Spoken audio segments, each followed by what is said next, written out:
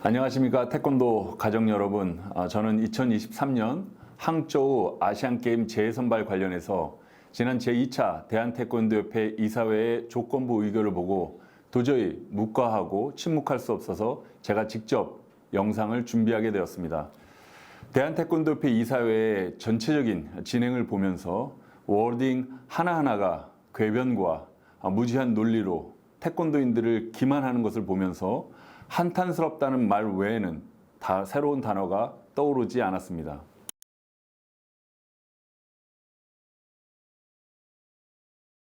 대한태권도협회 양진방 회장이 말한 국가대표 선수들이 1년이 지난 시점에서 과연 경기력을 유지할 수 있는지에 대한 여부가 실제로 확인되었는지, 재선발 논의가 이루어지기 전에 기존 선발된 국가대표 선수의 소집이 있었는지, 제가 아는 바로는 한 번도 선수들의 부상이나 컨디션, 그런 모든 것의 경중을 논하거나 소집하지 않은 것으로 알고 있습니다.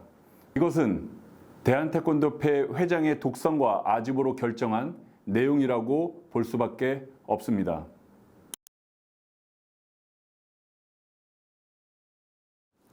경기 룰에 문제를 삼았습니다.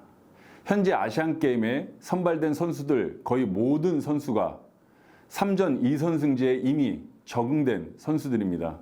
그랑프리, 캐나다 오픈, US 오픈 등에서 세계에서 내노라 하는 선수들과 겨루어 1등을 한 선수들입니다. 이것보다 더 확실한 검증이 어디 있겠습니까? 좀 더 이야기해 보겠습니다. 지난 2월에 세계선수권 국가대표 선발전이 있었습니다. 3월에 재선발한다고 공고하고 4월 말에 아시안게임 엔트리 마감 전까지 선발전을 완료한다는 계획입니다. 그런데 5월에 세계선수권 대회가 있습니다. 정상적인 협회라면 절대로 이렇게 무리하게 대회 일정을 계획하진 않을 것입니다. 최고의 컨디션으로 준비해야 할 선수들에게 협회의 횡포와 무지로 선수들의 부상과 인권은 무시된 채 자행되고 있습니다. 이 부분과 관련해서는 양진방 회장이 지난 인터뷰에서 재선발의 이유 중 하나로 언급한 사항을 보시겠습니다.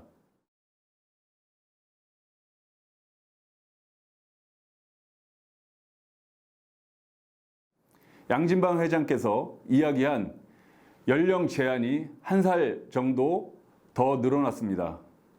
그런데 현재 그랑프리 대회든지 세계 오픈 대회에서 1등한 선수들이 더욱더 국제 경기의 감각이 더 좋은 선수들인지, 우수한 성적을 내고 있는 선수들인지, 아니면 17세 선수들이 더 우수한 성적을 내고 있는지, 저는 재평가하는 이유 중에 하나가 이런 이유라면 이것은 억지 논리일 것입니다.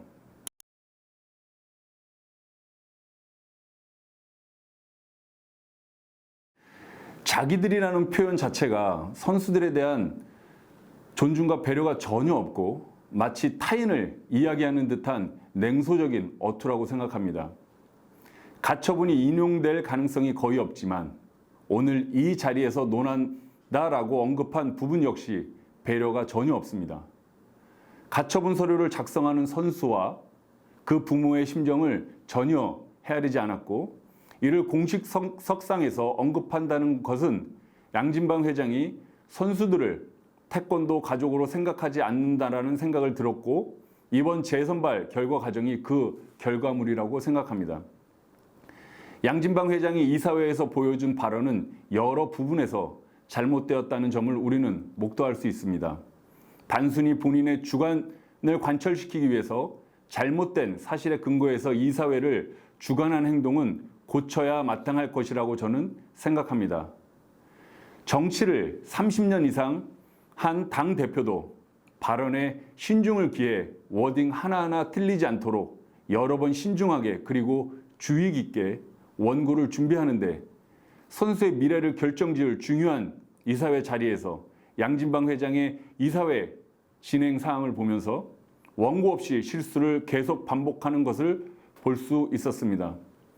다음 이사회부터는 직원들이 준비해준 원고를 읽고 실수 없이 이사회에 참여하길 바랍니다. 재선발하는 것 자체가 이미 선수들에게 부담입니다. 대한민국의 국가대표 선발전 1, 2등 선수는 실력이 거의 비슷합니다. 부담이 있느냐 없느냐, 그 당일 컨디션이 좋느냐 안 좋느냐에 따라서 선수들의 승패가 나뉩니다. 그런데 재선발을 한다라는 그런 부담감 자체가 선수들의 경기력에 그리고 경기력 저하에 분명히 미칠 것입니다. 이 부분 또한 한 번도 협회에서 생각하고 고려하고 관철시키지 않았다라는 것을 우리는 볼 수가 있었습니다. 태권도 대회는 모두 중요합니다. 일반 경기도 중요하고 오픈 경기도 중요합니다. 그러나 아시안 게임과 세계 선수권 대회는 선수에게 다가올 대회의 무게감이 완전히 다른 결을 지닙니다. 아시안 게임은 남자 선수에게는 군 문제가 있고 전체 선수들에게는 평생 받을 수 있는 연금 문제가 있습니다. 이 대회는 선수들의 미래에 굉장히 중요한 영향을 미칩니다. 그렇게 더욱더 과도하게 또 무리하게 선수들이 치열하게 경쟁할 것이고 선발전을 준비할 것입니다. 재선발 이후에 한 달도 채 남지 않은 시점에서 세계 대회에 참가하는 것은 부상으로 인한 경기력 저하, 컨디션 난조 등의 문제가 야기될 수가 있습니다. 이러한 전체적인 맥락을 대한태권도협회는 그리고 양진방 회장은 고민해 보셨는지요? 묻지 않을 수 없습니다.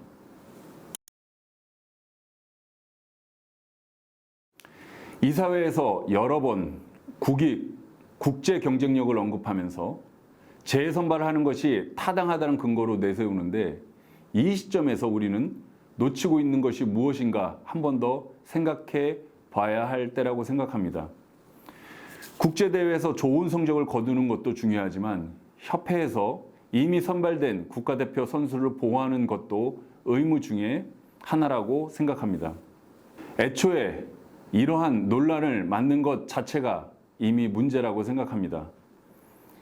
이미 한 번 선발된 선수는 정말 치열한 경쟁에서 자신의 지위를 스스로 쟁취한 것입니다.